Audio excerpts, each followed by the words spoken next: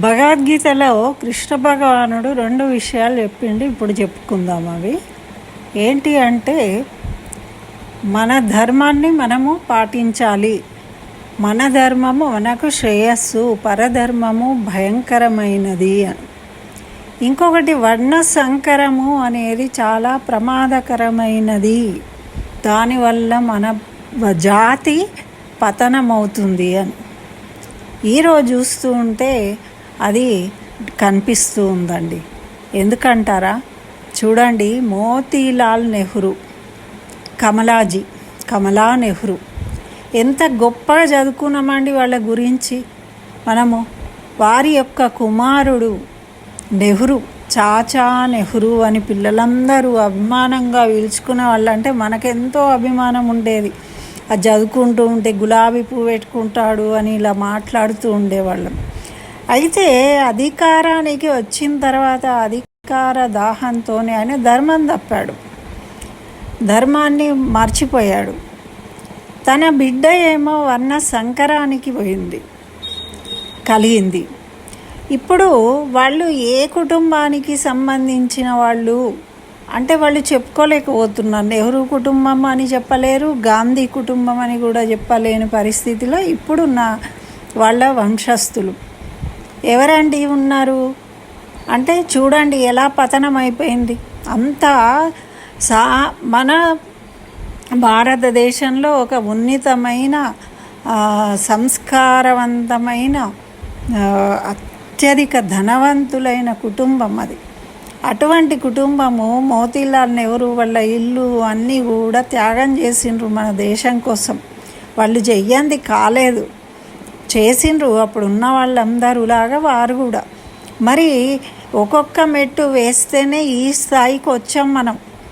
ఎవరు కూడా తక్కువేం కాదండి. వాళ్ళ ఆలోచనల ప్రకారం, వాళ్ళకున్న వసతుల ప్రకారము ప్రతి వాళ్ళు కొన్ని డెవలప్ చేస్తూ వచ్చారు. ఇప్పుడు ఈ స్థాయికి ఎదగగలిగాం మనం. ప్రతి ఒక్కళ్ళు అంటే పార్టిసిపేషన్ అనేది ప్రతి ఒక్కళ్ళది ఉంది. మరి అంత గొప్ప కుటుంబం నుండి వంశపారంపర్యంగా వస్తూ ఉన్నది. మరి సోనియమ్మ కోడలుగా వచ్చింది. రాజీవ్ గాంధీ మరణం చేయడం బట్టి ఇప్పుడు ఏమైపోయిందండి మరి చివరకు? అటు కూతురు గురించి చెప్పుకోలేరు, ఇటు కొడుకు ఏమో ఈ విధంగా. ఆ తల్లికి ఎంత క్షోభ చెప్పండి. ఇప్పుడు ఆమెకి భర్త లేకపోయే, ఇక్కడ ఏదో పదవి లేకపోయే, కొడుకు పెళ్ళి లేకపోయే, తర్వాత తరం ఉంటుంది అంటే మరి ఎటన్నా పోవాలంటే దిక్కు లేకపోయే. మన భారతదేశంలోనే ఉండాలి.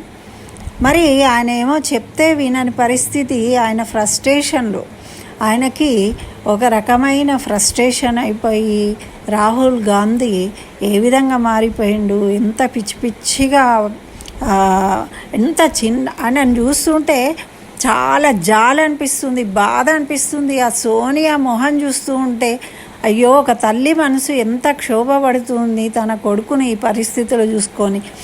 ఏమి చెయ్యలేక పిచ్చివాడిలాగా పిచ్చి గంతులు వేస్తూ పిచ్చి మాటలు మాట్లాడుతూ ఉంటే ఆమె వినడానికి ఆమెకే అసహ్యం వేస్తుంది, కానీ ఆయనని ఎవరు కూడా కంట్రోల్ చేసే పరిస్థితి లేదు. మరి ఎంత బాధ అవుతుందండి తల్లిగా సోనియా గాంధీకి.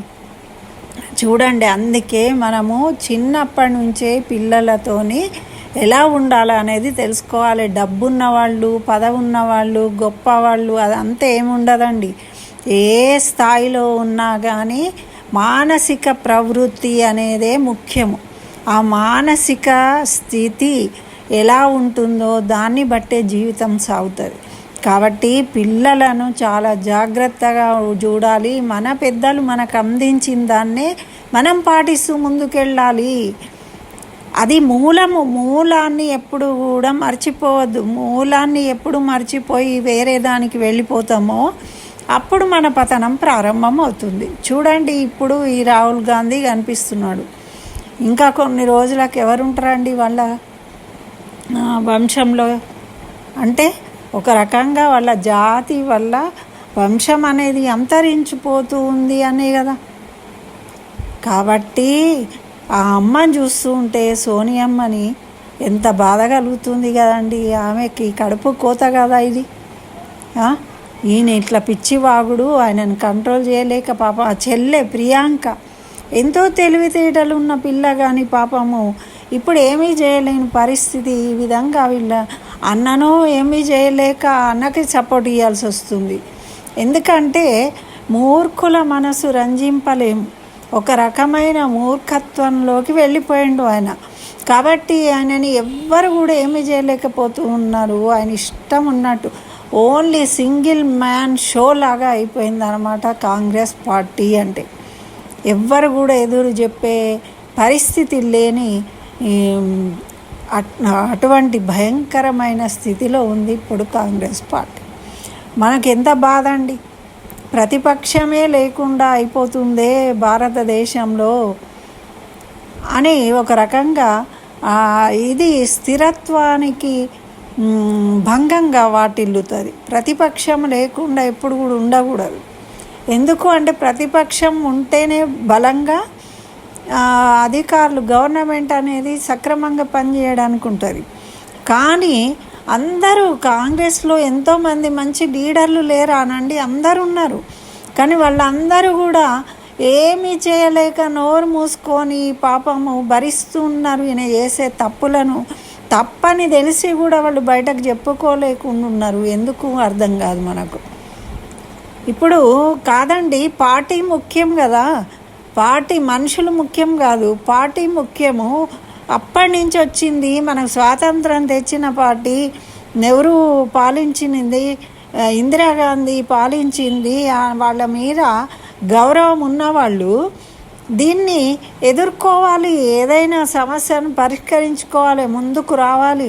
ఇప్పుడు టీఎంసీ చూడండి, మమతా బెనర్జీ కొత్త పార్టీ పెట్టింది, ఆమెనే ఫౌండరు. కానీ ఇప్పుడు ఆమెనే వెళ్ళగొట్టి వేరే వాళ్ళు దాన్ని తీసేసుకున్నారు. అంటే పార్టీ అనేది ఇంపార్టెంటు. మనుషులు వ్యక్తులు మంచిగా లేనప్పుడు వాళ్ళ వల్ల ఇబ్బంది కలిగినప్పుడు పార్టీని దక్కించుకోవాల్సిన అవసరం ఉంటుంది కదా.